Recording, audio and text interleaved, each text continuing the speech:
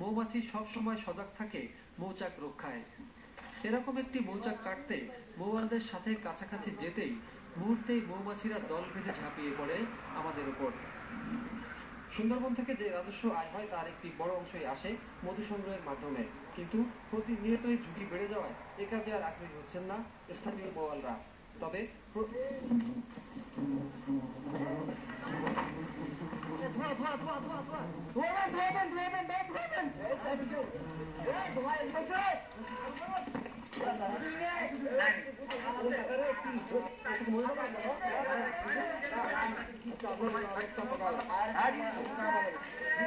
সুন্দরবনের মধু সংগ্রহ যে কত ঝুঁকিপূর্ণ তা হয়তো এই দৃশ্য দেখে বোঝা যাচ্ছে।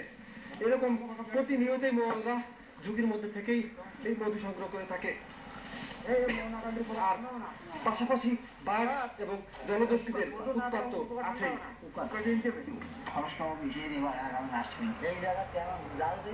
ও সামনে থেকে লোক তুলে নিয়েছে, লোকও সেরে নিয়েছে। এই বছরে বাঘের যে খাদ্য পরিমাণটা কমে গেছে, আপনার হরিণ শুকর এগুলো নাই, এটার জন্য যেটা দরকার আসলে টোটাল ইকোলজিটা আপনার যেহেতু নষ্ট হয়ে গেছে এটাকে আবার ফিরাই নিয়ে আসতে হবে, এবং এটা ফিরাই নিয়ে আসার জন্য এই অঞ্চলে বাঘের যথেষ্ট পরিমাণ খাওয়ার বিষয়টা এনশিওর যদি করা যায় তাহলেই মৌয়ালরা নিরাপদে কাজ করতে পারবে।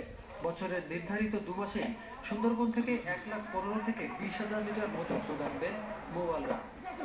প্রতি পায়ে যে ঝুঁকি নিয়ে মৌয়ালরা বিশ্বের শ্রেষ্ঠ প্রাকৃতিক তরল ঔষধি সংগ্রহ করেন সেসব কথা অনেকটাই অজানা রয়ে যায়। তাই এ ঐতিহ্যবাহী পেশাজীবীদের সুরক্ষায় প্রয়োজনীয় পৃষ্ঠপোষকতার দাবি সংশ্লিষ্টদের। এতে শুধু মৌয়ালদের উন্নয়নই নয়, এরই সাথে বাড়বে এই বনের রাজস্ব। খুব ভালো মতো রফিক।